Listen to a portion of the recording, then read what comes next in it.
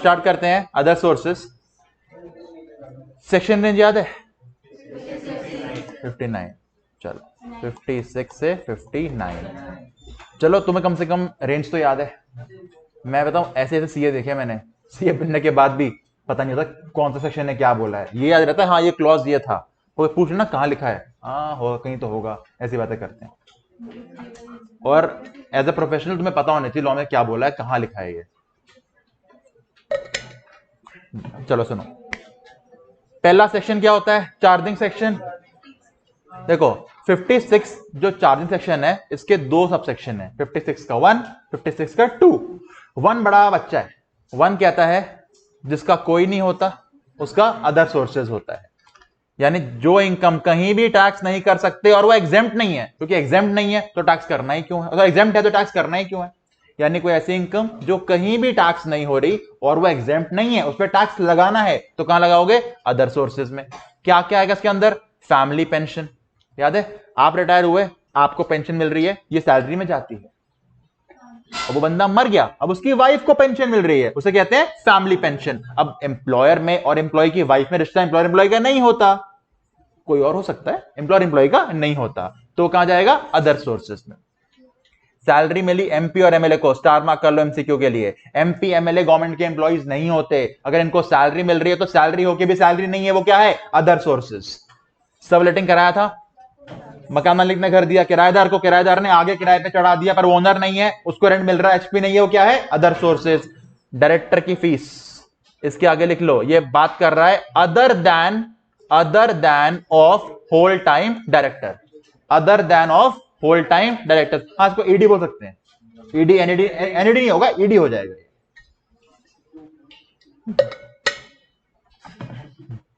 Executive 34 तरह के होता है, है ना 34 ना, हाँ वही मैं ऐसे याद किया था मैंने, 34 तरह के होते हैं, हाँ ठीक है। चलो उसके बाद, अच्छा डायरेक्टर फीस दी है मैंने इंडिपेंडेंट डायरेक्टर को, कहां आएगी, अदर सोर्सेज में। डायरेक्टर फीस दी है मैंने होल टाइम डायरेक्टर को, कहां जाएगी, सैलरी में। एग्जामिनेशन, तुम पेपर देते हो, चेक तो कोई सीएससीए ही करता होगा, पेपर चेक करने के हमको पैसे मिलते हैं। अगर मैं डेली जाके पेपर चेक करता हूं तब भी मैं आईसीए का एम्प्लॉय नहीं बन गया, तो पैसे मिलेंगे चेक करने, कहां जाएंगे, अदर सोर्सेज में। तुमने वो देखा है, इसमें एक अच्छा क्वेश्चन आया था एग्जाम में, यहां पे एग्जामिनर रेम्यूनरेशन है, इनविजिलेटर नहीं है। वो होता है इनविजिलेटर जो तुम जाते हो तो क्वेश्चन पेपर देता है, तुमसे छीन लेता है, बोलता चुप हो जाओ, वो तो उस स्कूल के कॉलेज का एम्प्लॉय होता है। हम इनविजिलेटर कवर नहीं कर रहे, हम यहां ला रहे हैं चेक करने वाले को। इनविजिलेटर एम्प्लॉय हो सकता है, सैलरी जा सकता है, पर एग्जामिनर रेम्यूनरेशन ये एम्प्लॉय में नहीं आता, ये अदर सोर्स में आता है। फर्क समझ आया, ओके। फिर interest on bank deposit, savings का हो, एफडी का हो, आरडी का हो, इंटरेस्ट मिलेगा, कहां जाएगा, अदर सोर्सेज में। 56 1 खत्म हो गया, 2 आता है। 2 थोड़ा स्ट्रॉन्ग सेक्शन है, ये कहता है अगर मैंने लिख दिया ना कोई इनकम यहां पे लानी है तो लानी पड़ेगी भाई, अब और कहीं नहीं जाएगी वो। जैसे डिविडेंड, मैंने शेयर्स खरीदे रिलायंस के, कैपिटल एसेट मैं रख रहा हूं, 10 साल के बाद बेचूंगा, तो 10 साल जितना डिविडेंड मिलेगा कहां जाएगा, अदर सोर्स में। पर ऑन द अदर हैंड निशा एक लड़की, ये डेली शेयर खरीद के डेली शेयर बेचती है, इसके लिए शेयर कैप एसेट नहीं है, इसका स्टॉक है, यानी शेयर को बेचने से इनकम आएगी पीजीबीपी। अब उसी स्टॉक से अगर इसको मिल जाए डिविडेंड, वो पीजीपी नहीं है, वो अदर सोर्सेज है, क्योंकि 56(2) एक पावरफुल सेक्शन है। इसने बोला डिविडेंड चाहे स्टॉक से मिले या कैप एसेट से मिले, डिविडेंड मिला है, कहां जाएगा, अदर सोर्सेज में। तो लिख लो यहां पे, डिविडेंड चाहे स्टॉक से मिले या कैप एसेट से मिले, कहां आएगा, अदर सोर्सेज।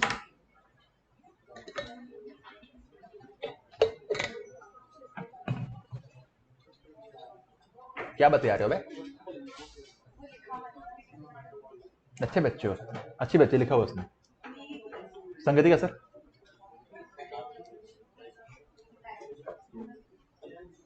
क्या बोल रहे, क्या बोल रहे, क्या बोल रहे,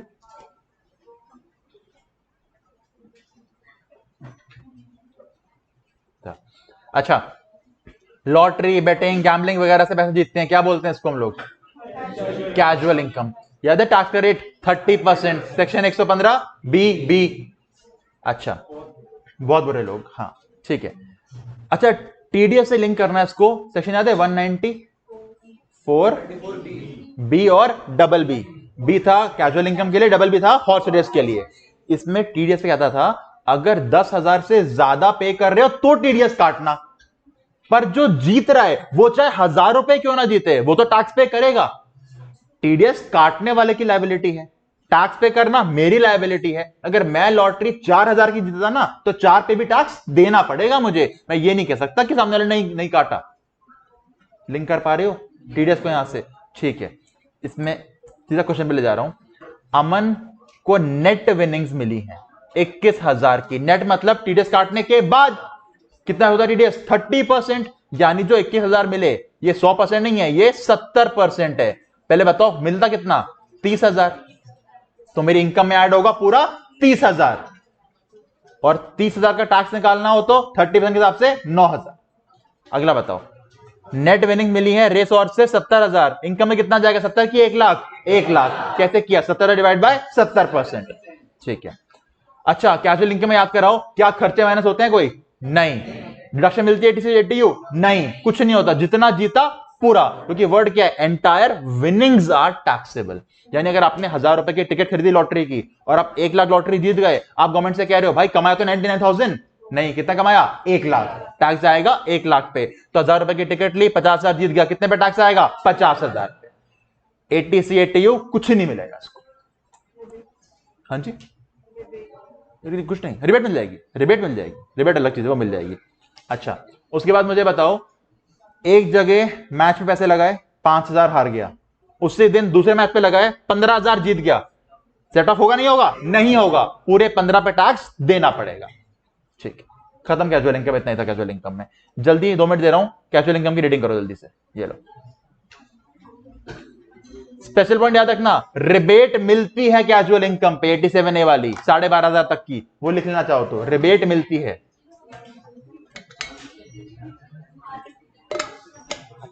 देवश्री बातें करने को नहीं बोला है आपको, रीडिंग करने का बोला है। बातें करने बाहर निकल जाओ।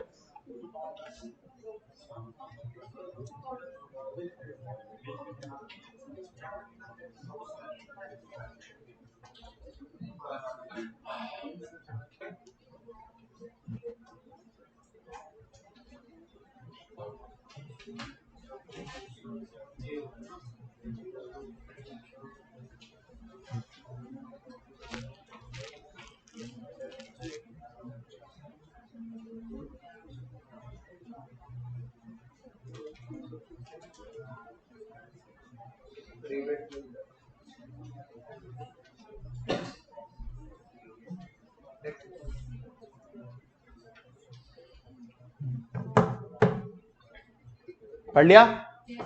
आपको पॉइंट याद है स्पेशल एडजस्टमेंट का? मेरी और कोई इनकम नहीं है, बेसिक लिमिट पूरी की पूरी बची हुई है, और मेरी कोई लॉन्ग टर्म की इनकम आ गई।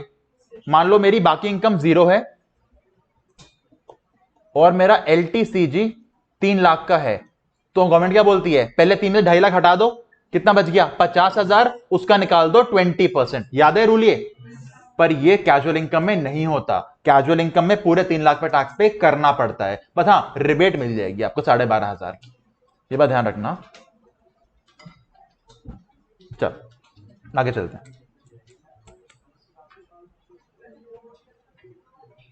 अच्छा, आपको मिला गिफ्ट, क्या ये टैक्सेबल होता है? हाँ, गिफ्ट याद है? गिफ्ट मिलने के 3 तरीके होते हैं, या तो कैश में, या मूवेबल एसेट, या इमूवेबल एसेट। कैश कितना मिले तो टैक्सेबल? 50,000 से ज्यादा। अब चाहे एक इंसान से मिले या 10 से मिलाकर मिले, गिफ्ट देने वाले का नहीं, लेने वाले की इनकम होती है। तो जितना मुझे एक साल में गिफ्ट मिला, जितने भी लोगों से, सबका टोटल लगाऊंगा। अगर टोटल 50,000 क्रॉस कर गया तो मुझे टैक्स पे करना पड़ेगा। अगर मुझे एक साल में 55,000 गिफ्ट मिला, टैक्स 5 पे कि 55 पे? पूरे 55 पे। ठीक है। अच्छा, 3 चीज होती हैं, कैश, मूवेबल, इमूवेबल। क्या तीनों को मिला के 50 से अलग अलग है? अलग अलग। कैश की अपनी लिमिट 50, अब वो कैश हो, ऑनलाइन हो, पेटीएम, जीपे, सब लगा लो। फिर आते हैं मूवेबल के ऊपर। मूवेबल एसेट्स में कितनी लिमिट है? 50,000 की। मुझे 4 मिले movable assets, drawing, painting, jewellery और आर्कियोलॉजिकल कलेक्शंस। चारों में अलग अलग 50,000 लगाऊं टोटल मूवेबल के अंदर टोटल। और मूवेबल में मुझे कार गिफ्ट हो गई, टैक्स लगेगा? नहीं। फोन मिल गया, टैक्स लगेगा? नहीं। मूवेबल कौन से? सिर्फ जड़ पास। जड़ पास याद है? Jewellery, archaeological, drawing, painting, sculpture, any work of art. अगर इसमें जोड़ दो आप शेयर्स, इसमें जोड़ दो सिक्योरिटीज भी ऐड कर लो, इसमें ऐड कर लो सिक्योरिटीज। शेयर डिबेंचर बॉन्ड्स अगर आपको मिलते हैं, ये भी क्या होता है? गिफ्ट। तो अगर मुझे एक साल में 70,000 के शेयर्स मिल गए, कितना टैक्स लग जाएगा मेरे पे? 70,000। पर 70,000 का शेयर्स देने वाले ने मुझसे 30,000 रुपीज वापस ले लिए, तो मुझे गिफ्ट कितने का मिला? 40,000 का। टैक्स लगेगा? नहीं, क्योंकि 50 क्रॉस नहीं किया था। याद आ रहा है चीजों को? विपुल याद आ रहा है? ठीक है। सेक्शन आता है गिफ्ट का 56 सबसेक्शन 2 क्लॉज 10 नॉट एक्स। याद कैसे कराया था मैंने कहा था, एग्जांपल लेते हैं जल्दी से, ऋषभ का। ऋषभ की एक गर्लफ्रेंड थी, ब्रेकअप हो गया, क्या बन गई इसकी? एक्स। ऋषभ की शादी करानी है और शादी पे गिफ्ट मिलेगा इसको। अच्छा, गिफ्ट का सेक्शन क्या होता है? 56। शादी होती है ऋषभ और एक और लड़की की, कितने लोग हो गए? 2। शादी किसी और से कर रहा है, गर्लफ्रेंड क्या बन गई इसकी? एक्स। सेक्शन क्या हो गया? शादी पे मिलने वाला gift exam. Section 56 subsection 2 Rishabh की एक्स। याद है टेक्निक्स? हाँ ठीक है, ज्यादा ध्यान नहीं दूंगा उसके ऊपर, अभी आ जाओ आगे। चलो अब मुझे बताओ, मूवेबल के अंदर हम 50,000 एग्रीगेट करके लगाते हैं कि अलग अलग लगाते हैं? एग्रीगेट करके लगाते हैं, पक्का? ठीक है। और मनी के अंदर 50 की अलग लिमिट है। इमूवेबल जाने से पहले मैं आपको करा दूं एक अमेंडमेंट जो आई है मनी के अंदर। अच्छा मनी छोड़ो, पहले बताओ कौन सा एसेट मुझे मिलेगा मूवेबल में तो मेरे पे टैक्स आएगा? कोई भी कि जड़ पास? जड़ पास प्लस सिक्योरिटीज किया, पक्का? मुझे फरारी कार मिल गई, टैक्स लगेगा मेरे ऊपर? नहीं लगेगा। मुझे आईफोन मिला, टैक्स लगेगा? नहीं लगेगा। आईफोन मिला मुझे पर गोल्ड का, अब लगेगा। याद है वो ज्वेलरी बन जाता है। ठीक है। स्पेशल पॉइंट क्या है? आपने सुना होगा क्रिप्टो करेंसी काफी चल रही है आजकल। किसी ने मुझे क्रिप्टो करेंसी बिटकॉइन दे दिए, आज से पहले टैक्स नहीं था उसके ऊपर, अब गवर्नमेंट ने अमेंडमेंट करके डाल दिया। गवर्नमेंट ने बोला virtual digital assets, short form VDA, example के लिए क्रिप्टो करेंसी, ये भी अगर आपको मिलती है इसको मूवेबल प्रॉपर्टी माना गया है। मनी नहीं माना, मूवेबल प्रॉपर्टी माना है क्रिप्टो करेंसी को। लिख लेना बुक में भैया, आ सकता है। वर्चुअल डिजिटल एसेट्स आपको 80,000 के मिल गए, टैक्स लगेगा? हाँ। किसके अंदर? मूवेबल प्रॉपर्टी के अंदर। क्लियर? डन। ये अमेंडमेंट हुई थी मूवेबल के अंदर। अब सुनो अमेंडमेंट कैश के अंदर क्या हुई है। मुझे बताओ, जब सेकेंड वेव कोविड की आई थी तो हॉस्पिटल मिल रहे थे? आराम से नहीं मिल रहे थे? नहीं मिल रहे थे। चीजें, ऑक्सीजन सिलेंडर वगैरह सस्ते थे कि महंगे हो गए थे? महंगे। तो आपने बहुत लोग देखे होंगे इंस्टाग्राम पे कह रहे थे डोनेशन कर दो, डोनेशन कर दो। तो अगर आपने डोनेशन करी, पहली बात तो 80G नहीं था, 80G में तो फंड्स गिवन थे ना यार।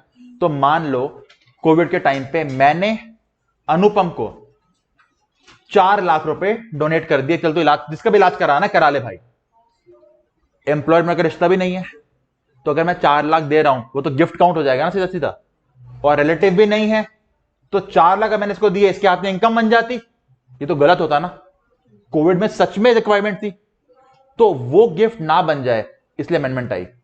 अमेंडमेंट क्या हुई? पहले पढ़ लो अमेंडमेंट, देखो।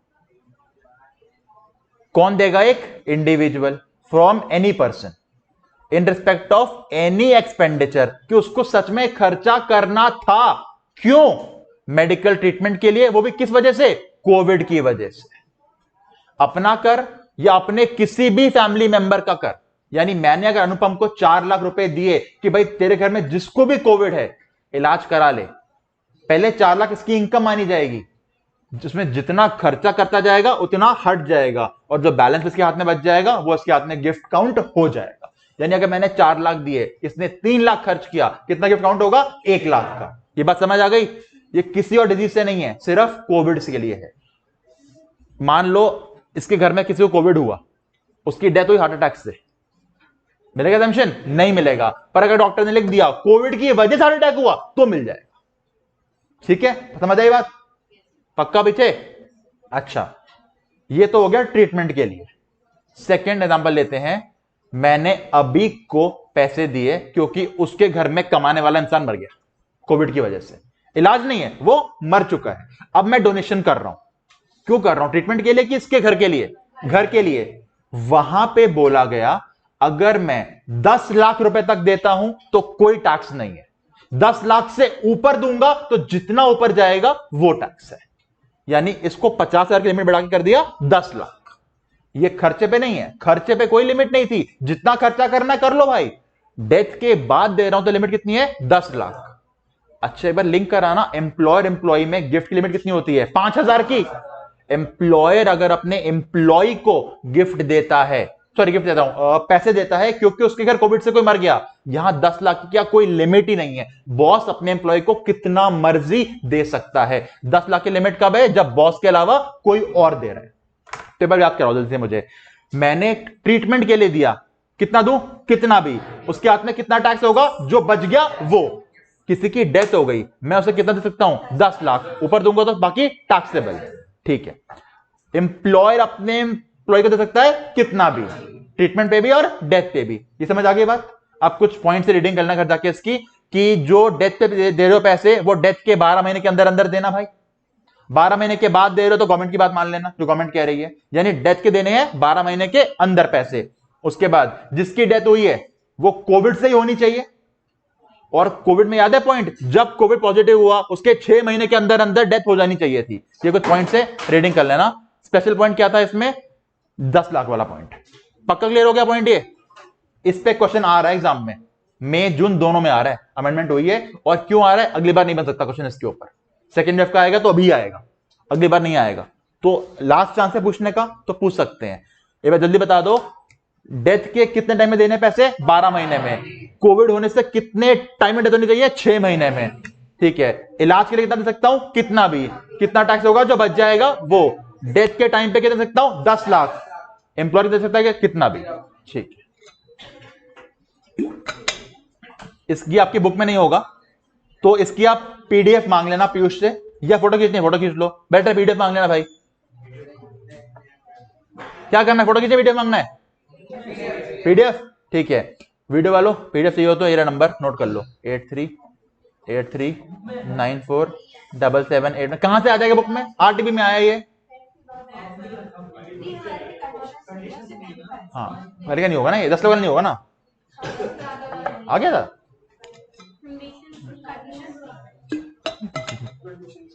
क्लियर? ये मांग लेना। चलो आगे चलते हैं। चलो अच्छा, अब मुझे बताओ, ये याद है इमूवेबल प्रॉपर्टी वाला? इमूवेबल में क्या था? अगर आपको एक इंसान से लैंड मिला, दूसरे इंसान से बिल्डिंग मिली, तीसरे इंसान से फैक्ट्री मिली, तीनों को अलग अलग चेक करना होता है। यहां पे एग्रीगेट नहीं होता। इमूवेबल में चाहो तो लिख दो, एग्रीगेट नहीं करते। जितने एसेट मिले हैं सब पे अलग अलग 50,000 की लिमिट होती है। और लॉजिकल भी है, इमूवेबल चीज 50,000 से ऊपर की ही होगी। किसी छोटे से गांव में चले जाओगे ना, वहां भी अगर आप 50 गज की जमीन लेते हो 50,000 से ऊपर की ही होगी, इससे कम में नहीं होगी। तो पहली चीज तो हो गई, लिमिट अलग अलग देखनी है। सेकेंड चीज, यहां पे सेल प्राइस, यहां ऐसे देखा, ऐसे कर लेते हैं। देखो, किसी इंसान ने बिल्डिंग गिफ्ट कर दी, उसकी स्टैम्प ड्यूटी वैल्यू थी 2 करोड़, तो उसके हाथ में कितना टैक्स हो जाएगा? 2 करोड़ पक्का। पर इसने बोला फ्री में नहीं दूंगा, मुझे तू 1.5 करोड़ दे। अब कितना टैक्स होगा? 50 लाख पक्का। ठीक है, पर यहां सीधा 50 लाख पे टैक्स नहीं होता। मुझे बताओ, अगर 2 करोड़ की चीज जिसकी स्टैम्प ड्यूटी वैल्यू थी 2 करोड़, इस ए को बी ने 1.5 करोड़ दे दिए, तो कह सकते हैं ना ए ने अपनी बिल्डिंग 2 करोड़ वाली 1.5 करोड़ में सेल कर दी। सेल ही तो करी है, यानी सेल कंसिडरेशन कितना था? 1.5 करोड़। एसडीवी कितना हुआ? 2 करोड़। अगर कैपिटल गेन में आऊं, ए ने टैक्स तो 2 करोड़ पे दिया होगा क्योंकि एसडीवी उसके सेल प्राइस से 110% से ऊपर है। याद आ गई चीज ये? ए का सेल प्राइस क्या बना होगा? 2 करोड़। अब बी की बात कर लेते हैं। बी को 2 करोड़ की चीज कितने की मिल गई? 1.5 करोड़ की। उसके हाथ में गिफ्ट बनना चाहिए ना। अब कैसे बना गिफ्ट, आओ देख लेते हैं। जो डिफरेंस है किसमें? स्टैम्प ड्यूटी वैल्यू में, और उसने कितना पे किया। पहले बताओ डिफरेंस कितना है? 50 लाख का। डिफरेंस है ना 50 लाख का। क्या ये डिफरेंस एक लिमिट से ऊपर तो नहीं जा रहा? अगर डिफरेंस लिमिट से ऊपर जा रहा होगा तो पूरा 50 लाख टैक्स बनेगा, लिमिट से ऊपर नहीं जा रहा होगा तो कुछ भी गिफ्ट नहीं बनेगा। लिमिट क्या है? लिमिट है 10% ऑफ द कंसिडरेशन। 1.5 करोड़ का 10% कितना होता है? 15 लाख, या फिर 50,000। 15 लाख और 50,000, whichever is higher, whichever is higher. कितनी लिमिट निकल के आ गई? 15 लाख। डिफरेंस कितना था? 50 लाख। क्या डिफरेंस लिमिट के अंदर है बाहर है? बाहर। तो बी के हाथ में गिफ्ट बन जाएगा 50 लाख का। समझ आया? एक और एग्जांपल ले लेता हूं, देखो एक और एग्जांपल देखो। इसने बिल्डिंग दी है गिफ्ट में मिस्टर बी को। Stamp duty value 80 lakh, sale price पकड़ लेते हैं 50 लाख। ठीक है, पहले मुझे बताओ कैपिटल गेन में ये कितना दिखाएगा फुल वैल्यू? 50 की 80, 80 लाख, क्योंकि 55 लाख की लिमिट होती है इसके पास, ये 80 दिखाएगा। कोई दिक्कत नहीं, यहां पे सबको क्लियर है ये? यहां पे आ जाओ। इसने कितना डिफरेंस सस्ता पड़ा इसको? 30 लाख का। अभी टैक्स मत करना, चलते हैं लिमिट के ऊपर। लिमिट क्या बोलती है? 10% किसका? 80 का 50 का? 50 का। इसको 80 से मतलब ही नहीं है ना, इसको तो 50 देने पड़ रहे हैं। ये देखिए कंसिडरेशन का देखेगा, 50 लाख का 10% कितना होता है? 5 लाख, या 50,000 एवरेज हायर 5 लाख। लिमिट थी 5 लाख, इसका डिफरेंस था 30 लाख। लिमिट के अंदर है बाहर है? बाहर। पूरा 30 लाख टैक्सेबल। क्लियर हो गया? सबको क्लियर है पॉइंट अभी ये? चलो जल्दी क्वेश्चन करते हैं, आ जाओ। इसका क्वेश्चन मैं आपको दिखाऊं जल्दी से।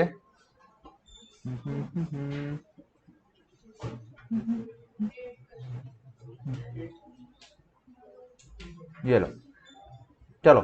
आस्था को बिल्डिंग मिली अपनी दोस्त से 50 लाख की, एसडीवी थी 75 लाख। पहले बताओ लिमिट कितनी बनती? लिमिट पूछ रहा हूं, लिमिट कितनी आती? लिमिट 5 लाख की आती लिमिट। कैसे? 50 लाख 10%, 5 लाख, 50,000 हायर 5 लाख। डिफरेंस कितना है? 25 लाख। डिफरेंस लिमिट के अंदर है बाहर है? बाहर। पूरा 25 लाख टैक्स। यानी अगर क्वेश्चन को और ट्रिकी बनाना होगा ना, वो कहेंगे आस्था जिसको बिल्डिंग मिली उसके हाथ में इनकम 25 लाख, दोस्त कितना मानेगा सेल प्राइस? 75 लाख। तो कैपिटल गेन लग जाएगा ना। क्लियर है? अगला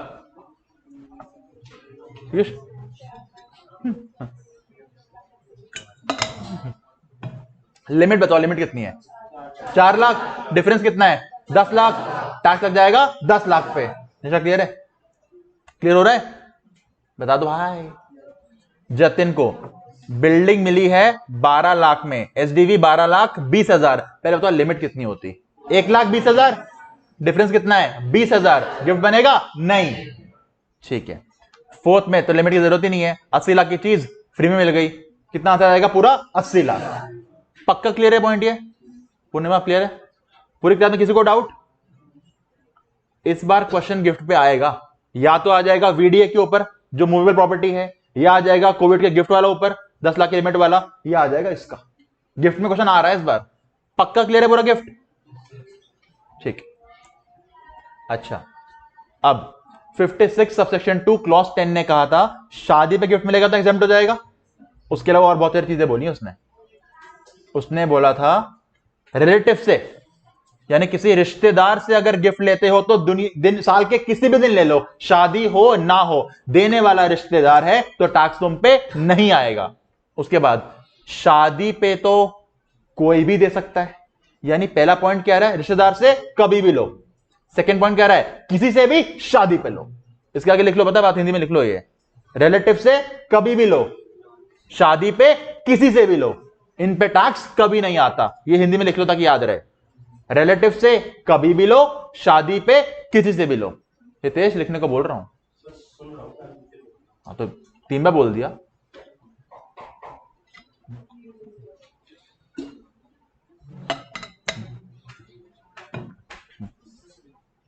रिलेटिव से कभी भी लो, शादी पे किसी से भी लो, टैक्स नहीं लगेगा। सेक्शन कौन सा हिट हो जाएगा? 56 सबसेक्शन 2 क्लॉज 10। वो कराऊंगा अभी।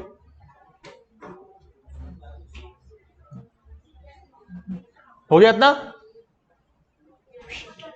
डन, ठीक है। उसके बाद विल, इनहेरिटेंस वगैरह से अगर लेते हो तो टैक्स नहीं लगता। अच्छा, आपको बात दिख रही है, गिफ्ट, विल, इनहेरिटेंस में अगर आपको एसेट मिलता है तो इसको ट्रांसफर भी नहीं माना था 47 ने, तो देने वाले पे टैक्स नहीं लगा, लेने वाले पे भी टैक्स नहीं लगेगा। सेम पॉइंट के यहां पे आ गया। चौथा, आपको किसी एजुकेशन इंस्टीट्यूट, यूनिवर्सिटी वगैरह ने स्कॉलरशिप के नाम पे गिफ्ट दिया है, बस वो यूनिवर्सिटी इनकम टैक्स के इस सेक्शन में रजिस्टर्ड होनी चाहिए। अगर रजिस्टर्ड यूनिवर्सिटी आपको गिफ्ट दे रही है स्कॉलरशिप के नाम पे, आपके हाथ में टैक्स नहीं होगा।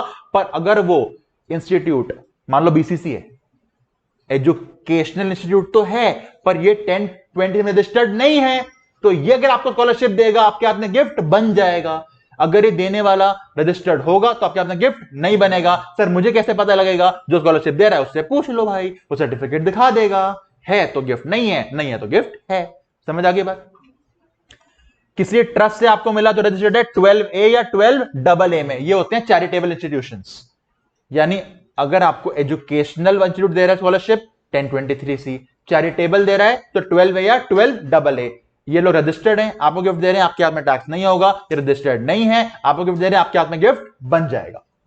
ये तो अभी पढ़ा था, होल्डिंग कंपनी सब्सिडरी को, सब्सिडी होल्डिंग को, और 100% होगी तो बनेगा ट्रांसफर, नहीं बनेगा तो गिफ्ट आएगा, गिफ्ट भी नहीं आएगा। क्लियर? ये 2 पॉइंट छोड़ दो, काम के नहीं है, समझ रहे? क्लियर हो गया पॉइंट? पक्का ही है? ठीक है। अब बात करते हैं आपका रिलेटिव कौन है, जल्दी आओ।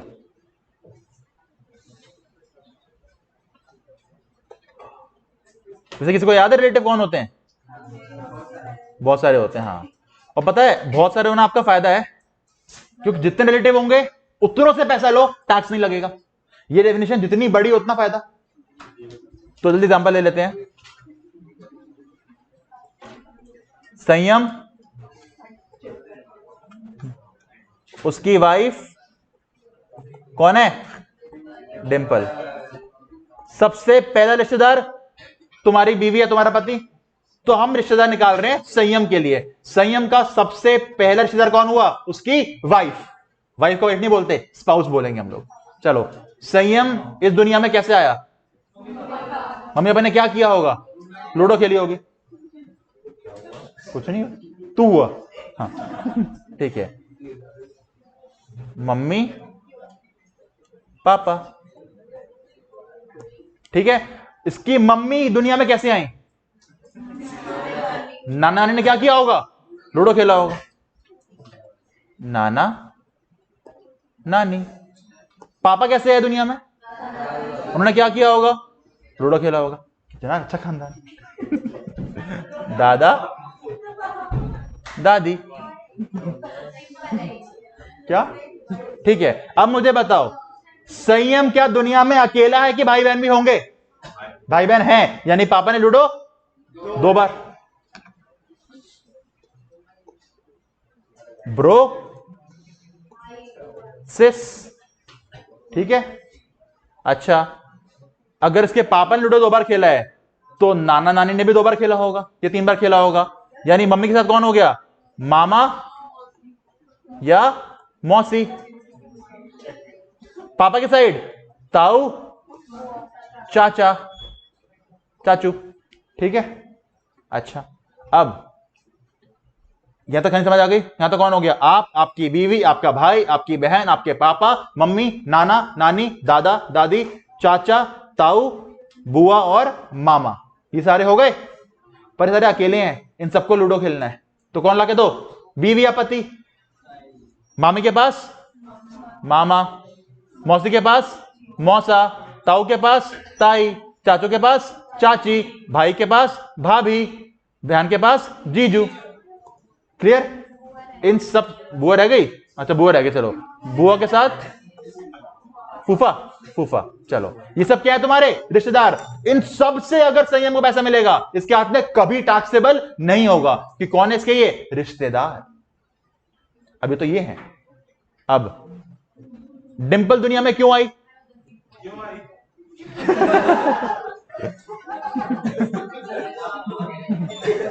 पापा मम्मी ने क्या किया होगा? लूडो खेला होगा। हाँ, उसके ऊपर दादा दादी, नाना नानी।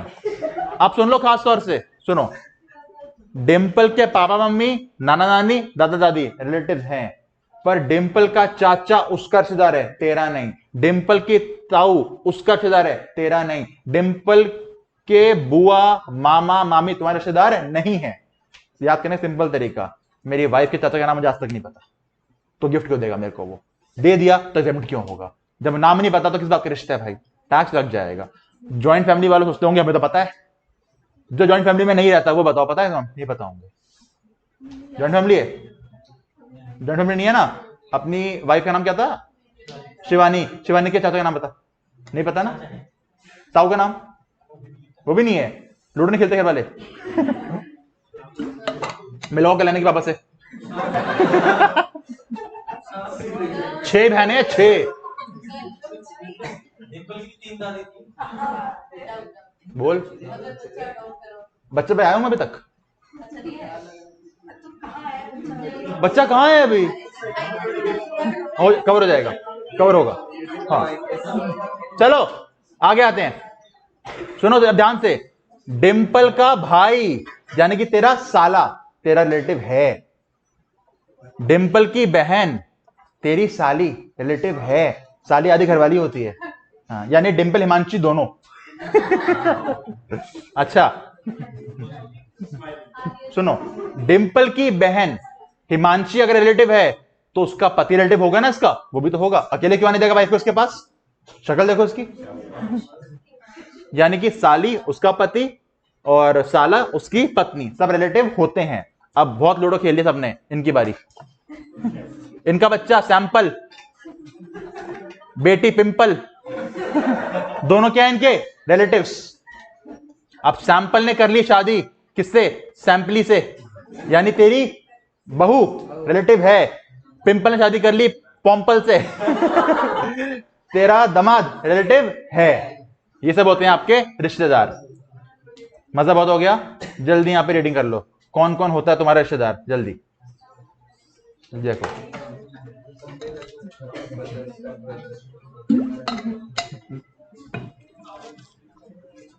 ताऊ के बच्चे सगे नहीं होते। ताऊ के बच्चे रिलेटिव क्यों नहीं है? क्योंकि सगे नहीं होते वो। तुम्हारा ताऊ तुम्हारे पापा सगे भाई बहन, सगे भाई थे तो रिलेटिव है तुम्हारे। ताऊ के बच्चा तुम्हारा कजन है। यहां सिर्फ वो रिश्ते कवर्ड हैं जो खून के रिश्ते हैं। हाँ, वाइफ खून पीती है, हो गया खून का रिश्ता। पढ़ लिए? चलो जल्दी क्वेश्चन देखते हैं। आओ, शादी हो गई तेरी तो वो साली रिश्ता समझ नहीं पाएगा बेटा। अभी पहले शादी कर। मैं समझ गया अच्छे से भाई, बहुत अच्छे से।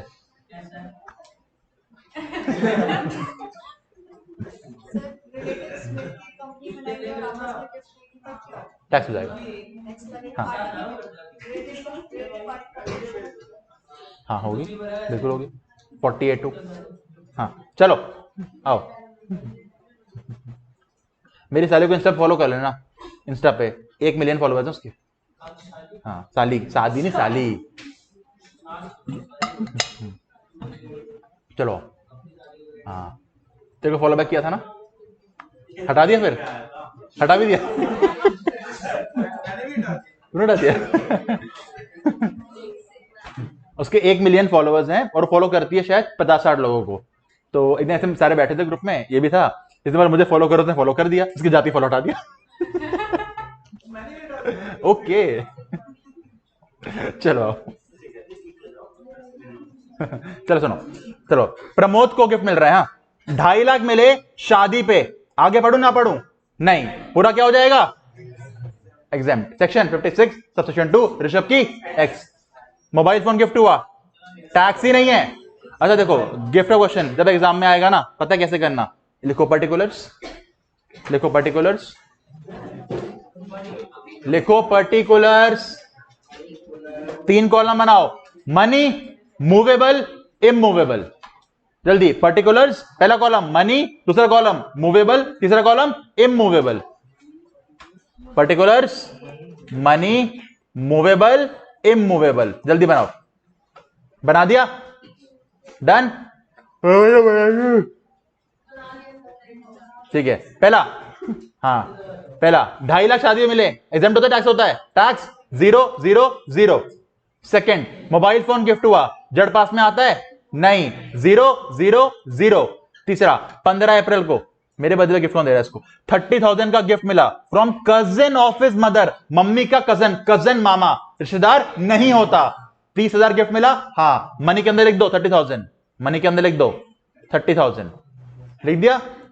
चौथा, कैश मिला 2 से 5 मई को 15,000, मनी में डाल दो 15,000, क्वेश्चन डन। टोटल लगाओ, मनी का टोटल 45,000, बाकी दोनों 0, टैक्स कुछ नहीं लगेगा क्योंकि कोई 50 क्रॉस नहीं किया। यही तरीका करने का, समझ गए? क्या था, तूने अप्रैल किया इसको, तू देगा 30,000 रुपये मुझे, आज से तू मेरा कजन मामा। क्या था वो, क्या नवंबर था, 14 नवंबर था, हाँ 15 नवंबर था, उसमें क्या होता है, किसी के कुछ नहीं होते। चलो हाँ 14 नवंबर तेरा बर्थडे है, 15 कुछ नहीं है, चलो यू नो। चल, अमन को 3 लाख मिले फ्रेंड से on occasion of marriage, taxable exempt. अच्छा ये ना प्लीज ये 21 को 22 कर लेना, ये चेंज करना भूल गया है लड़का हमारा, ये सर 22-23 है, प्लीज ये चेक कर लेना, ये 1 साल आगे होगा सब में हर क्वेश्चन में, हाँ ठीक है। चलो 3 लाख मिले हैं शादी पे, taxable exempt, exempt. 1.5 lakh father in law के भाई ने दिए, ससुर तुम्हारा रिश्तेदार है, ससुर का भाई नहीं है, और शादी पे भी नहीं मिले, बाद में मिले हैं, 1.5 लाख टैक्सेबल। यही इंसान ससुर का भाई 1.5 लाख शादी पे दे देता, क्या चला जाता है इसका, एग्जेम्प्ट हो जाता। यही ससुर का भाई अपनी मतलब मेरी बीवी को देता तो एग्जेम्प्ट हो जाता ना, क्योंकि मेरा ताऊ चाचा रिश्तेदार मेरा है, उसका ताऊ चाचा उसका है, उसको देता नहीं, ससुर निकला ससुरा, नहीं दिया, मैंने कुछ नहीं बोला, हाँ हाँ ससुर नहीं निकला ससुरा। क्या बोल रहे हैं, मैंने कुछ सुन लिया, आगे चलो। मैं बताऊं क्या होता है, बताता हूं, मैं बता रहा हूं। देखो 1 ये पूछ रहा है 1 मिलियन कैसा होता है, देखो देखो देखो, ये युवराज है, इसके माथे पे लिखा होता है CH, भरू आगे,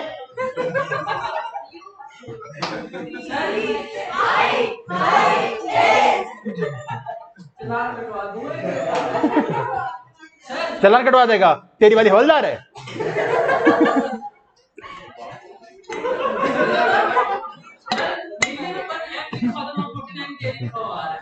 ओके, मुझे क्या पता, मुझे क्या पता, हाँ चलो आओ जल्दी आओ, चलो चलो जल्दी, राहुल का बनाओ column, particular money movable immovable, जल्दी बनाओ, पर्टिकुलर मनी मूवेबल इमूवेबल, बना लिया। चलो 27 मई को 1 लाख रुपए मिले शादी पे, 000। 10/10 को 18,000 मिले फादर के कजिन से, टैक्सेबल, मनी में 18,000। आईफोन मिला 0, कैश मिला वाइफ के ग्रैंडफादर से, उसको दे देता बे, टैक्स लग जाएगा 25,000 कैश में। कैश मिला फ्रेंड से 12,000, टोटल कैश का 55,000, तो पूरा 55 टैक्सेबल, ठीक डन। चेतन को 1 लाख कैश मिला ट्रस्ट से, वो रजिस्टर्ड है, टैक्सेबल होगा नहीं, ठीक है। इंपॉर्टेंट क्वेश्चन 12th एग्जाम में आ चुका है। 51,000 का कैश मिला, कुछ सस्ती पता पूर्ति कुछ होता है फंक्शन, ये कहते हैं कि अगर कोई 60 साल का हो जाए या 25th मैरिज एनिवर्सरी हो तो उनकी दोबारा शादी कराई जाती है, एक प्रथा होती है, महाराष्ट्र में होती है शायद, कि 25 साल की एनिवर्सरी को, एनिवर्सरी नहीं दोबारा शादी कराते हैं, पर शादी की एनिवर्सरी है, एनिवर्सरी है, ये 51,000 पूरा टैक्स होगा, डाल दो कैश के अंदर 51,000। अच्छा इसी दिन बहन जो दुबई में रहती है उसने 2 लाख का नेकलेस दे दिया, एग्जेम्प्ट, चाहे बहन यहां हो बाहर हो, बहन तो बहन है, रिलेटिव है ना, गिफ्ट टैक्सेबल नहीं होगा। बेटी की शादी पे मां के नाम FD करा दी, मां के बन जाएगा टैक्स, बेटी की शादी में बेटी को गिफ्ट दो, मां को नहीं, 51,000 टैक्स। ठीक, चलो बाकी छोड़ दो, हो गया गिफ्ट हो गया खत्म। चलो गिफ्ट हो गया, कैजुअल इनकम हो गया, अब बचे चुनने मुन्ने सेक्शंस, जल्दी खत्म कर लेते हैं। डिविडेंड थोड़ी देर में उठाता हूं, पहले बाकी सारे ले लेता हूं। अच्छा, एक एमसीक्यू बनता है, हाँ वो छोड़ दो, काम का नहीं है, छोड़ दो। सुनो, अकाउंट से याद है अक्रूवल बेसिस, कैश बेसिस दोनों फॉलो कर सकते हैं। पीजीबी में क्या फॉलो करते हैं? अक्रूवल। अच्छा, तो उसमें क्या फॉलो करेंगे? यहां पे है जो अकाउंट्स में कर रहे हो अक्रूवल, तो यहां भी अक्रूवल, वहां कैश तो यहां भी कैश। सिंपल कहता है जो एसएससी फॉलो कर रहा है बुक्स ऑफ अकाउंट्स में, वो सेम यहां पे हो जाएगा फॉलो। एमसीक्यू बन सकता है इसका। चलो कैजुअल हो गया, गिफ्ट हो गया, डिविडेंड थोड़ी देर में आता हूं, पहले बाकी उठा लेते हैं। क्लोजली हेल्ड कंपनी, इसके ऊपर लिखो प्राइवेट कंपनी, यानी बात कर रहा है प्राइवेट कंपनी की।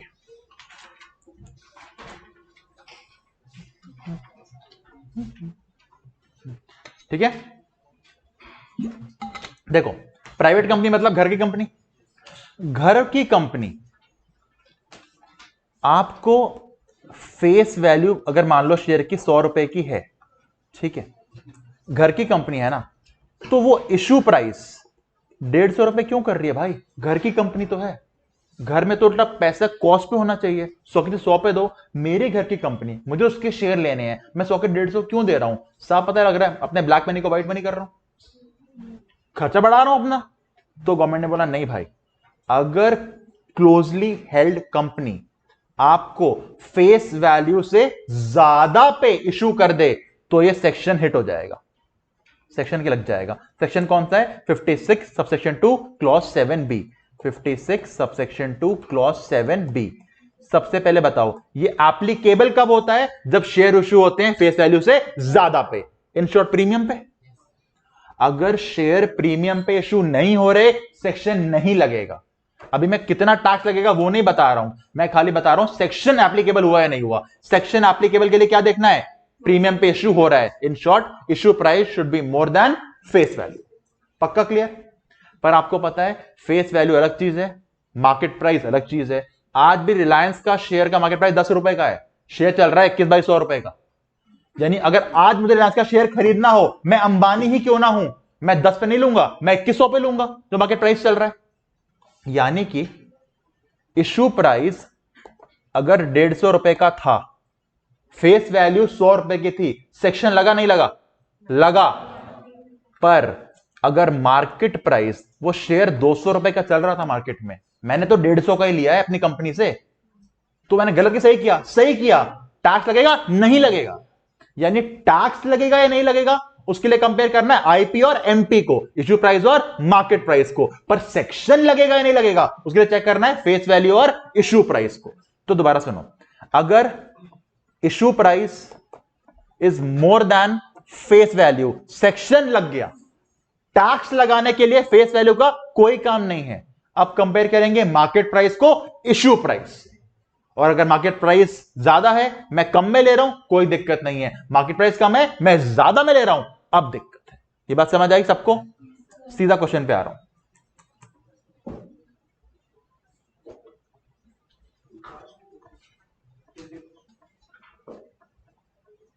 मुझे बताओ सबसे पहले, फेस वैल्यू 100, अभी सेक्शन चेक करना है, तो ये छोड़ देता हूं, बाद में देखेंगे इसको। तो 100 की चीज 130 में सेक्शन लग गया? हाँ। 100 की चीज 110 में? हाँ। 100 की 110 में? हाँ। 100 की 95 में? नहीं। फोर्थ केस में सेक्शन नहीं लगा। ये बात समझ आ गई? इसमें सेक्शन नहीं लग रहा। वापस आते हैं, अब सेक्शन लग गया, अब देखना टैक्स लगेगा नहीं। अब फेस वैल्यू काट दो, काम की नहीं है। 120 की चीज 130 में इशू करी, लगेगा? हाँ। कितनी का बनेगी? 10। 120 की चीज 10 में करी, लगेगा? नहीं, सस्ते में कर दिया, बच गए। 90 की चीज 10 में करेगा? हाँ। 20। 90 95 में? नहीं, क्योंकि सेक्शन नहीं लग रहा था। आपने मार्केट प्राइस से ज्यादा लिए, पर सेक्शन ही नहीं लगा आप पे। समझ आ गया ये युवराज? पक्का? ठीक। ये कल बताया था कैपिटल गेन के अंदर, अगर घर आपका गवर्नमेंट एक्वायर करती है, पैसे आपको लेट मिलते हैं, इंटरेस्ट मिलेगा, जितना इंटरेस्ट मिला अदर सोर्स की इनकम 50% एग्जेम्प्ट, बाकी टैक्सेबल। तो अगर 2 लाख का इंटरेस्ट मिला कितना टैक्स हो जाएगा? 1 लाख, और कोई खर्चा माइनस नहीं होगा। क्वेश्चन बताना कहां पे है इसका? फोर्थ है, सिक्स्थ है, फोर्थ है।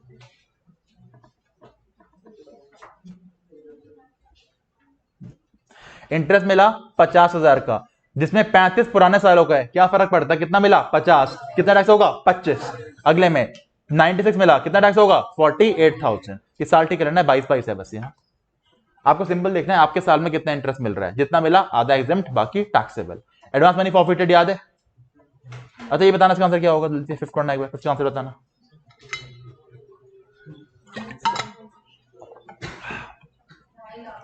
सिंपल, कितना मिला है? 5 लाख, आगे जरूरत ही नहीं पढ़ने की, 2.5 लाख टैक्सेबल, खत्म। एडवांस मनी फॉरफिटेड याद है? बताया था 1/4/14, उसके बाद ऐसे फॉरफिट कर रहे हो जब किया उस साल अदर सोर्स की इनकम। इसने कब फॉरफिट किया पैसा? इसने फॉरफिट किया 16-17 में, कितना? 1 लाख। तो 16-17 की इनकम 1 लाख। अब ये 1 लाख जब घर को बेचूंगा कॉस्ट से माइनस नहीं होगा, ठीक है। फैमिली पेंशन किस साइड में आती है? अदर सोर्सेज में। यहां पे बोला गया है अगर फैमिली पेंशन आपको मिल रही है तो एक फॉर्मूला बताया, या तो जितनी मिली उसका 1/3 निकाल के साइड में नोट कर लो, या फिर 15,000, विच एवर इज लोअर, उतना हो जाएगा एग्जेम्प्ट। कितना एग्जेम्प्ट होगा? 1/3 या 15,000, which ever is lower. Per annum देखना है कितनी मिली है पेंशन? 20,000 पर। अच्छा पेंशन नहीं, फैमिली पेंशन है। कितनी मिली है? 20,000, साल की हो गई 2,40,000। इसका 1/3 होता है 80, वो कितनी लिमिट है? 15। लोअर कौन सा है? 15। 2,40 मिला, 15 एग्जेम्प्ट, 2,25 टैक्सेबल। बाकी जल्दी खाली बी सी करना, बी और सी सॉल्व करो, डी मैं कराऊंगा, बी और सी सॉल्व करो बस, बी और सी सॉल्व करो।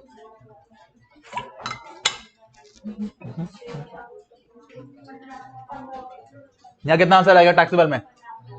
15,000 टैक्सेबल होगा। टैक्स कितना होगा?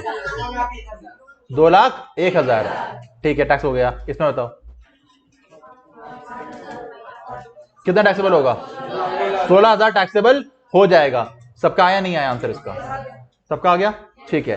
पर अगर कोई आर्म्ड फोर्सेस में था, आर्मी, नेवी, एयरफोर्स, पुलिस, वहां उसकी डेथ हुई तो पूरा एग्जेम्प्ट। या फिर कोई ऐसा इंसान था अवार्ड मिला है, भारत रत्न, सचिन तेंदुलकर, तेंदुलकर अगर मर जाता है तो उसको भारत रत्न मिला हुआ है। और पता है जब आपको भारत रत्न वगैरह मिलता है आपको गवर्नमेंट से पेंशन नहीं स्टार्ट होती है, गवर्नमेंट पेंशन दे रही है, ठीक है। उसके बाद मिलेगी उसके वाइफ वगैरह को, तो ये इनकम पूरी कर दी, एग्जेम्प्ट की। अगर आपको अवार्ड मिला है मतलब आपने इंडिया के लिए अच्छा काम किया है, तो कुछ 2 लोग ऐसे हैं जिनको एग्जेम्पशन पूरी मिल जाएगी फैमिली पेंशन में, एक आर्म फोर्सेस और एक गैलेंट्री अवार्ड विनर्स। बाकी कितना है? 15,000, 1/3, विच एवर इज लोअर, ठीक है। अब इसमें रहता है इंटरेस्ट का, डिविडेंड और थोड़ा कुछ करते हैं ब्रेक के बाद। 2:30 बजे क्लास स्टार्ट हो जाएगी वहां पे।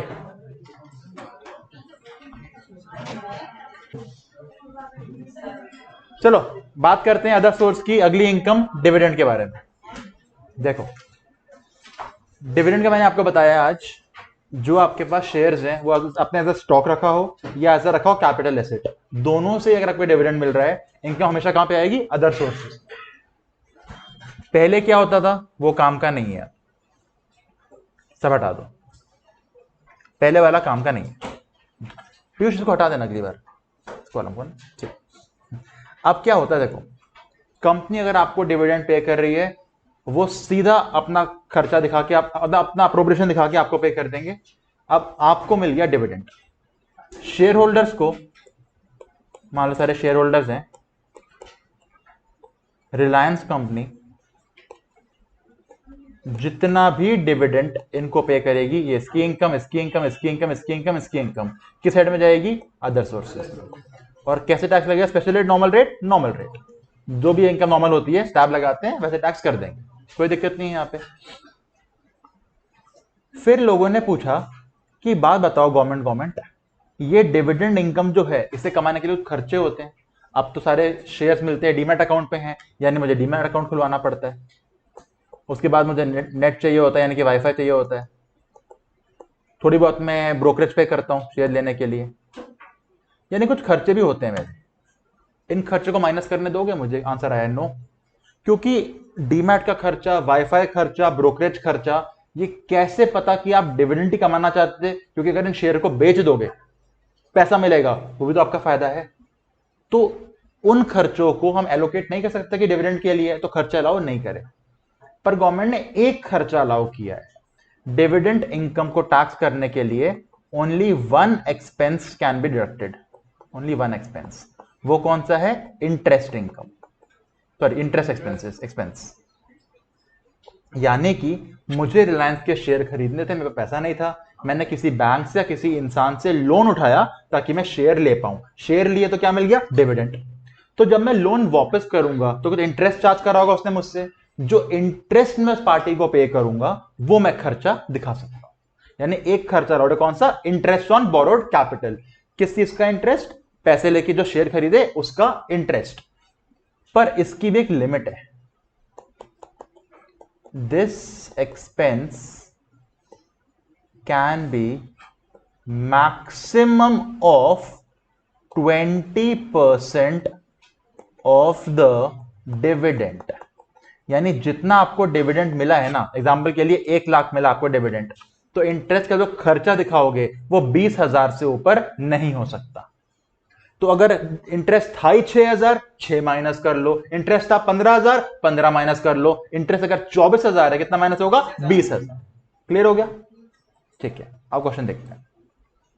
Miss Deepa is earning the following incomes. ये सारा 22 है, ये साल ठीक कर लेना, बस एक क्या हो। रिलायंस से मेरा डिविडेंड 175, टाटा से ये, पहले बताओ टोटल कितना मिला डिविडेंड? उसको टोटल लगाना एक बार, टोटल लगाओ कितना मिला डिविडेंड।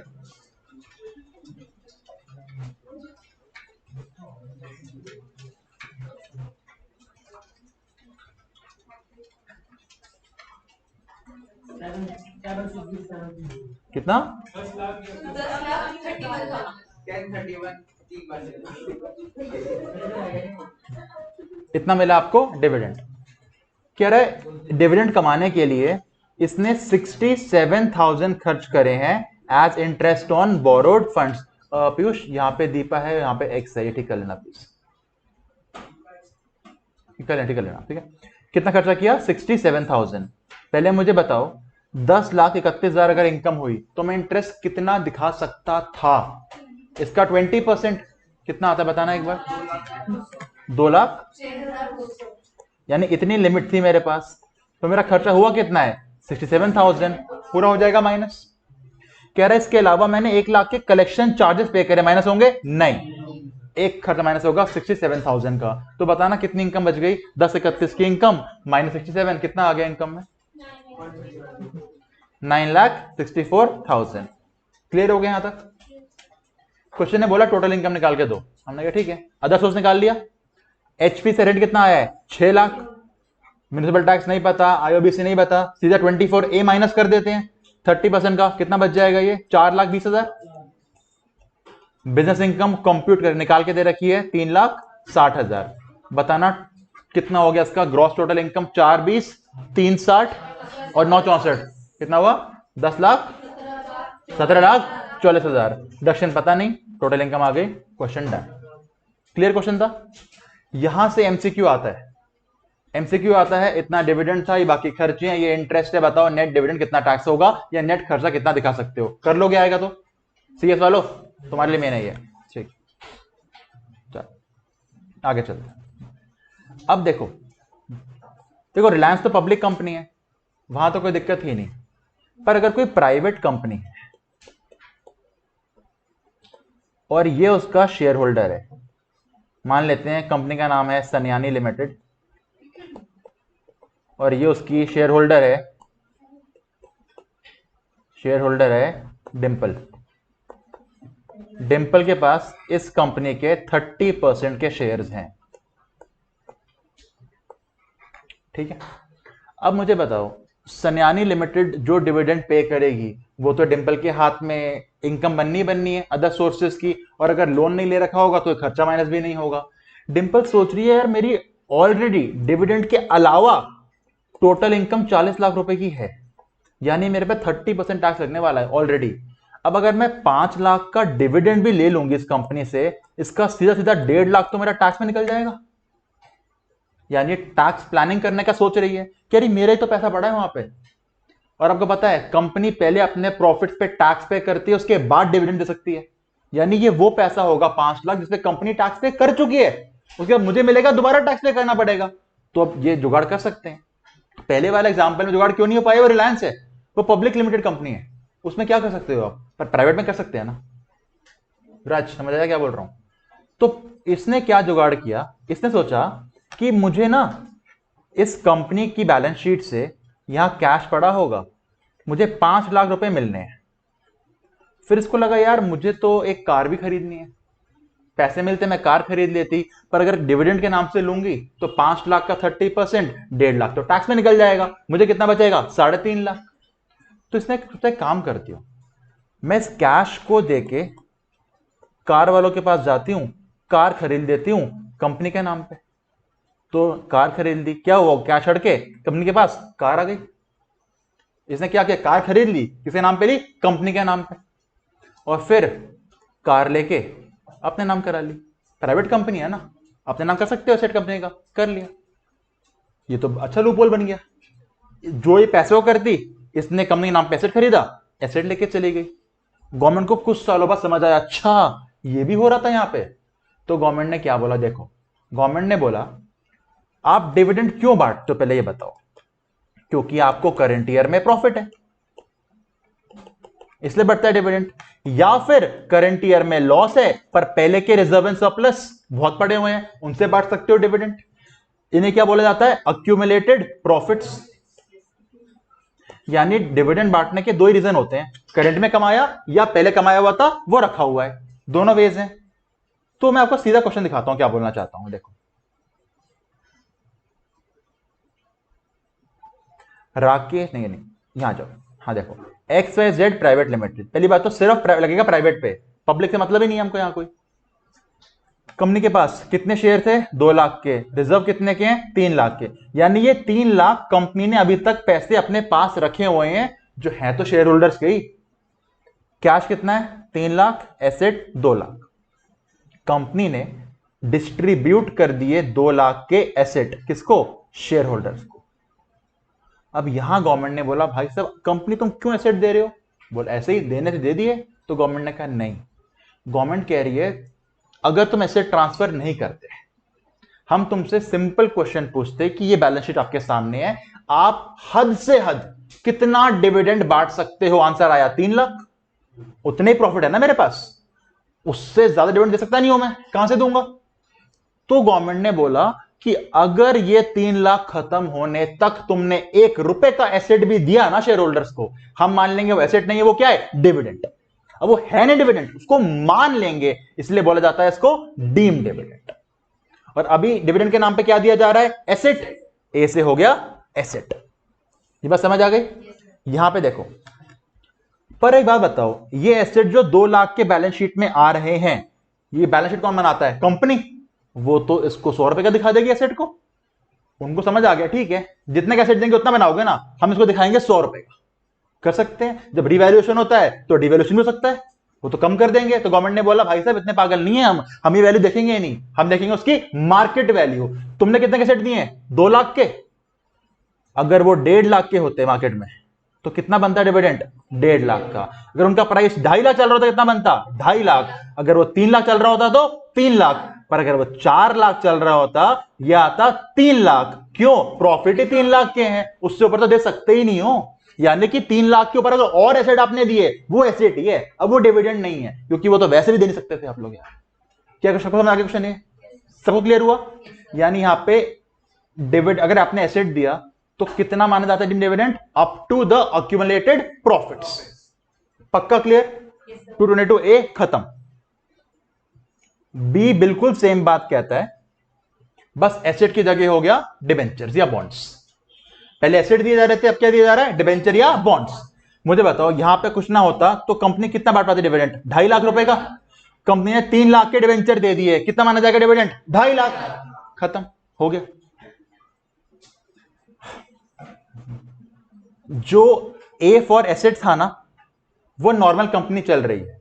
अगर कंपनी लिक्विडेशन में जा रही है और लिक्विडेशन के टाइम कोई एसेट अगर दिया जाता है, बिल्कुल सेम प्रोविजन लगता है, जितने के प्रॉफिट उतने का एसेट, बस सेक्शन हो जाएगा 222 सी। सी से मतलब कंपनी गई लिक्विडेशन में, बिल्कुल सेम पॉइंट। कंपनी एकदम नॉर्मल चल रही है, ए, कंपनी ने एसेट दिया लिक्विडेशन पे, तो सी है प्रोविजन बिल्कुल सेम। पक्का क्लियर हो गया पॉइंट ए सबको पीछे? ठीक है, अब बात करते हैं डी की। अब उनको समझ आ गया कंपनी वालों को, यार एसेट नहीं दे सकते, ना दे सकते हैं बॉन्ड्स। एक बार ए लग जाएगा, एक बार बी लग जाएगा, और जितना भी एसेट देंगे या बॉन्ड देंगे उनके हाथ में बन जाएगा डिविडेंड। तो इन्होंने सोचा एक काम करते हैं ना, क्यों ना हम इक्विटी शेयर की वैल्यू ही कम कर दें, पेड अप वैल्यू कम कर देते हैं। वैल्यू कम करेंगे तो कैश देना पड़ेगा शेयर होल्डर्स को। अगर मेरी आज शेयर कंपनी में 1 लाख के हैं, वो कम करके 70,000 दिखाना चाहती है कंपनी, मतलब 30 मुझे देगी ना लाके, तो उन्होंने पता क्या करा, कुछ नहीं, पैसा रिजर्व से निकाला, शेयर में डाल दिया। एक शेयर होल्डर का फंड क्या होता है? Equity share capital plus reserves. अब अभी पैसा रिजर्व में पड़ा था, मैंने इक्विटी कम किया, रिजर्व से इक्विटी में डाल दिया, ओवरऑल तो मेरा 3.5 लाख ही रहेगा। मतलब मैं कहना चाहता हूं, अगर ये 1.5 लाख और 2.5 लाख है, अगर ये 2 लाख होता और ये होता, सॉरी ये 4 लाख है ना, भी ये 4 लाख है, मैं कह रहा हूं अगर 2 लाख हो जाए, मुझे फर्क पड़ेगा क्या? कोई फर्क नहीं पड़ेगा। ये 3 और 1 हो जाए, फर्क पड़ेगा? नहीं फर्क पड़ेगा मेरे को। तो ये इन्होंने किया। यहां पे इन्होंने क्या बोला, सबसे पहले तो मुझे बताओ, यहां इस केस में कंपनी डिविडेंड कितना बांट सकती है? 2.5 लाख। कैसे? 4 लाख ये, 1.5 लाख का लॉस करंट ईयर में, नेट प्रॉफिट आ गए 2.5 लाख। ये बात समझ आई सबको? ठीक है, कंपनी ने 1.5 लाख शेयर कैपिटल रिड्यूस कर दिया, पर पता कैसे किया? सेट ऑफ कर दिया डेबिट बैलेंस से। सॉरी, यस, ठीक है ठीक है ठीक है, हाँ ठीक है ठीक है ठीक है। कंपनी कितना सकती है? 2.5 माइनस 1.5, 1 लाख। कंपनी सकती है डिविडेंड 1 लाख का, ठीक है। बाकी बता क्यों नहीं रहते भाई? सिर्फ भी पड़ रही है क्या एक? हाँ, गलत बढ़ा दूंगा, तेरे दिमाग में क्या है मुझे पता है। ठीक है, 2.5 लाख के प्रॉफिट्स, इस साल 1.5 लाख का लॉस, यानी कि 1 लाख डिविडेंड बांट सकते हैं। कंपनी ने क्या किया? कंपनी ने 1.5 लाख के से लॉस सेट ऑफ कर दिया। मतलब कंपनी ने क्या किया? इस 1.5 लाख से ये कैपिटल कम कर दिया, पर डिविडेंड नहीं बनेगा। पूछो क्यों नहीं बनेगा? क्योंकि बुक एंट्री हुई है ना, शेयरहोल्डर के हाथ में क्या आया? कुछ भी तो नहीं आया। जब आएगा तो मानोगे ना डिविडेंड। ये तो बुक एंट्री का सेट ऑफ कर दिया, डिविडेंड नहीं बनेगा, क्योंकि उनको मिला क्या? कुछ नहीं मिला। पर सेकंड में अगर 1.5 लाख कम करके रिफंड कर दिया कैश, अब बनेगा डिविडेंड कितने का? 1 लाख का। 1.5 क्यों नहीं, प्रॉफिट ही 1 लाख के है। अब समझ आ गया? किसी के पास टाइप सी केबल है? इसकी पेन की बैटरी खत्म हो रही है, टाइप सी केबल चाहिए मुझे, है किसी के पास टाइप सी केबल? अरे लिख नहीं पाऊंगा, खत्म हो जाएगी बैटरी, बता दो भाई। पूछ के आना बाहर एडमिन से हो किसी के पास। उमेशर के पास तो पक्का होगा, बोलना पेन चार्ज करना, केबल चाहिए, लिख नहीं पाऊंगा उसको। सेकेंड पॉइंट, 1.5 लाख शेयर कम करके कैश दे दिया। हाँ,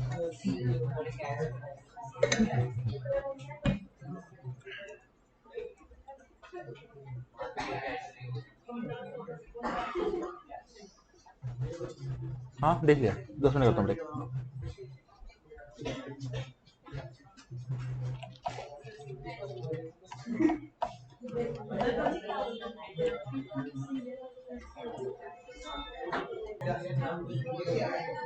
चलो समझ आ गया आपको? ये एग्जाम में ए आएगा या बी आएगा, या आ सकता है ई।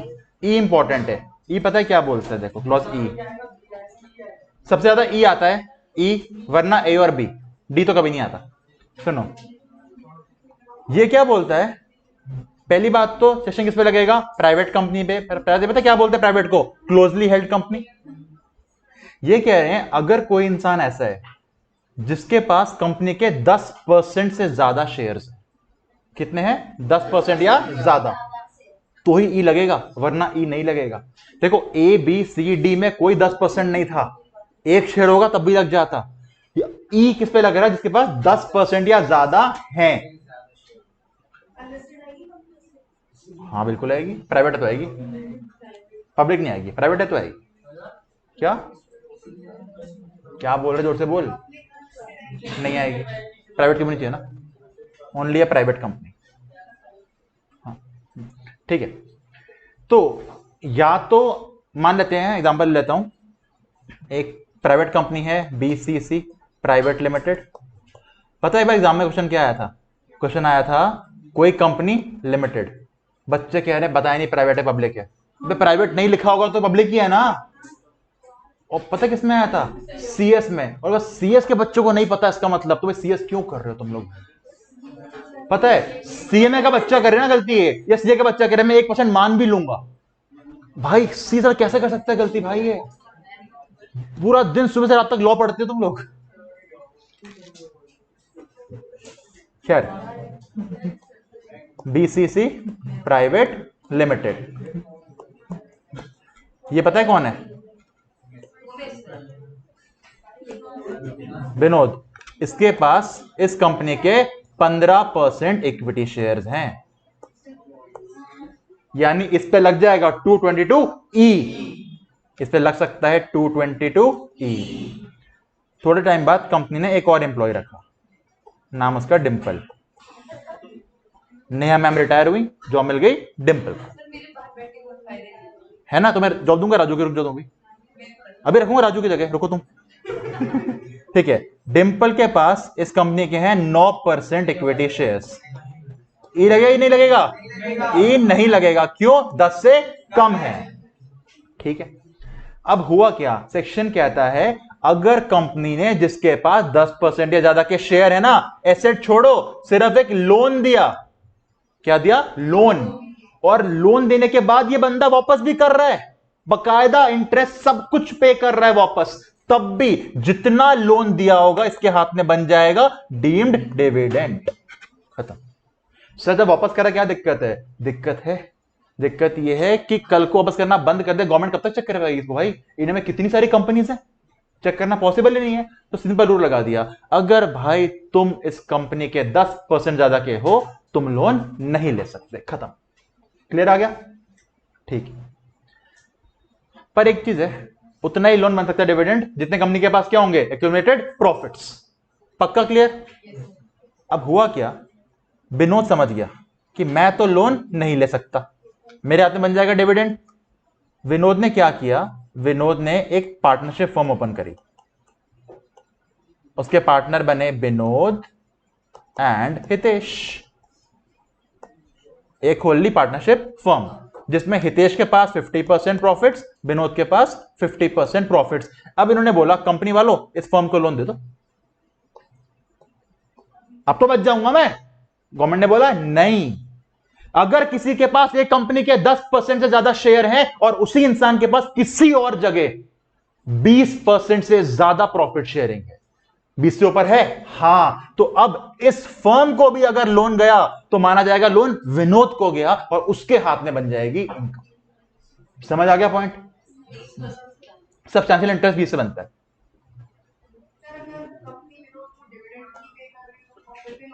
जितने प्रॉफिट हैं, अगर डिविडेंड बांटने खत्म हो गए प्रॉफिट तो कोई दिक्कत नहीं है, प्रॉफिट अगर है तो लोन मेरेगा ही डिविडेंड।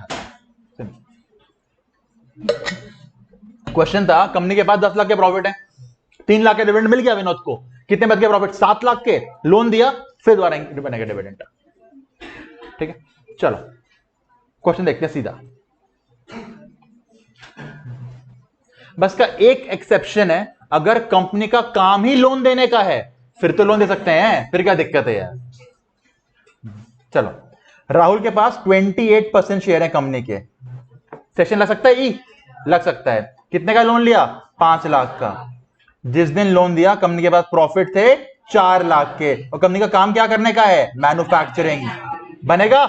लगे। रुक जाओ, पढ़ तो लो। क्वेश्चन क्या है? Is the amount of loan taxable if the company is a company in which public is interested. मतलब पब्लिक कंपनी है, लगेगा? नहीं लगेगा।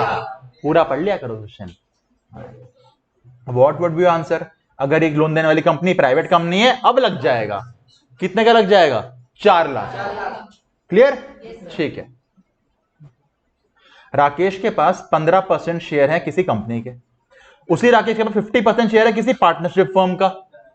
अब कंपनी ने उस फर्म को लोन दिया 20 लाख का, सॉरी 25 लाख का लोन दिया, प्रॉफिट कंपनी के पास 20 लाख, कितना बनेगा डिविडेंड? 20 लाख। खत्म हो गया डीम्ड डिविडेंड। Easy difficult? ये बच्चों को समझ नहीं आते कौन से, पता है? हाँ चलो, अब मुझे बताओ रिलायंस कंपनी, उसकी रिलायंस कंपनी को, रुको ऐसे देखा था, मान लो एक ये कंपनी है, ठीक है, एक ही और कंपनी है, इस कंपनी के पास इस कंपनी के शेयर्स हैं, तो इस कंपनी ने क्या दे दिया होगा? डिविडेंड। भाई शेयर तो कोई भी ले सकता है ना, एक कंपनी दूसरी कंपनी शेयर रख सकती है, तो इस कंपनी के पास शेयर थे, क्या मिल गया इनको? डिविडेंड। इसके आगे शेयर होल्डर्स थे, तो इसने क्या बांट दिया होगा? इनको डिविडेंड। कहानी समझ आई? एक कंपनी दूसरे को दिया, दूसरे ने आगे शेयर होल्डर्स को दिया। शेयर होल्डर के हाथ में तो इनकम बन जाएगी ऑटोमेटिक अदर सोर्सेस की, कोई दिक्कत नहीं है। ये कंपनी गवर्नमेंट के पास गई, बोली गवर्नमेंट जो डिविडेंड वहां से मिला और जो मैंने यहां दे दिया वो तो रखा ही नहीं मेरे पास, उस पर इनकम टैक्स दूंगा? आंसर है नहीं। सेक्शन आया 80M। 80M कहता है अगर एक कंपनी को दूसरी कंपनी से डिविडेंड मिला, उन्होंने रखा नहीं, उन्होंने वही डिविडेंड आगे अपने शेयर होल्डर्स को बांट दिया, मान लो 6 लाख मिला, 6 का 6 बांट दिया, अब हाथ में टैक्स कुछ नहीं बनेगा। पर अगर 6 लाख मिला होता, 4 लाख बांटा होता, कितना रख लिया? 2 लाख, कितना डिविडेंड? 2 लाख। ये 80M बोलता है। सब हो गया? हाँ ये रहा, बस कुछ पॉइंट बताने बाकी हैं। ये एग्जेम्पशन है थोड़ी बहुत, याद है मैंने कहा था पोस्ट ऑफिस में अकाउंट खुलवाते हो तो 3500 का मिलता है एग्जेम्पशन, और ज्वाइंट होगा तो 7000 का। इसमें बात ध्यान रखना, अगर गवर्नमेंट, सेंट्रल गवर्नमेंट इशू करती है बॉन्ड्स वगैरह, इंटरेस्ट एग्जेम्प्ट हो जाता है। सेकंड छोड़ दो, गोल्ड बॉन्ड्स याद है क्या अपनी डेफिनेशन में थे? 99 वाले, 2015 स्कीम वाले, उसमें था कि गोल्ड डिपॉजिट बॉन्ड्स को बेचोगे, कैप गेन भी नहीं निकलेगा, उस पर इंटरेस्ट मिलेगा, वो भी एग्जेम्प्ट है। पोस्ट ऑफिस बता दिया मैंने आपको, इंपॉर्टेंट पोस्ट ऑफिस था इसमें, ये बात ध्यान रखना। देखो अगर मेरा पोस्ट ऑफिस में सेविंग्स का अकाउंट है तो एग्जम्पशन 3500 या 7000। अगर मेरा पोस्ट ऑफिस में एफडी है तो पूरे का पूरा एग्जेम्प्ट है भाई। पर अगर ये लिखा हो पोस्ट ऑफिस मंथली सेविंग, ये टैक्सेबल है, तभी मैंने रेड किया हुआ है। देखो एक खाली सेविंग्स कितना एग्जेम्पशन? 3500 या 7000। मंथली सेविंग पूरा टैक्सेबल, और एफडी है तो एग्जेम्प्ट। ये बात ध्यान रखना, ठीक है। बाकी इसमें हाँ ये भी याद है, एनएचएआई, रेलवे, पावर फाइनेंस, इससे इंटरेस्ट मिलता तो क्या हो जाएगा? एग्जेम्प्ट। पर ये बात देखो, वहां 4 थे, वह जाके नहाई। रूरल, रुक जाओ, रूरल था, दिख रहा है रूरल आपको यहाँ पे? नहीं। फिर वहां लोग पावरफुल है, रेलवे है, यानी रूरल इलेक्ट्रिफिकेशन वाले बॉन्ड्स पे इंटरेस्ट टैक्सेबल होता है। यहां लिख लो ताकि याद नहीं रहेगा आपको। वहां के 3 को छोड़ दिया, एक को नहीं छोड़ा, उसका टैक्सेबल है। रूरल इलेक्ट्रिफिकेशन के इंटरेस्ट टैक्सेबल है।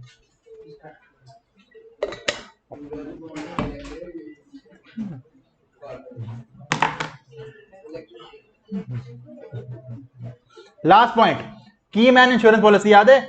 ऐसा इंसान जिसके बिना कंपनी नहीं चल सकती। इसमें क्या होता है, अगर जो देखो पहली बात तो जो प्रीमियम है वही खर्चा होगा आपका, और जो मिलेगा पॉलिसी आपकी इनकम होगी।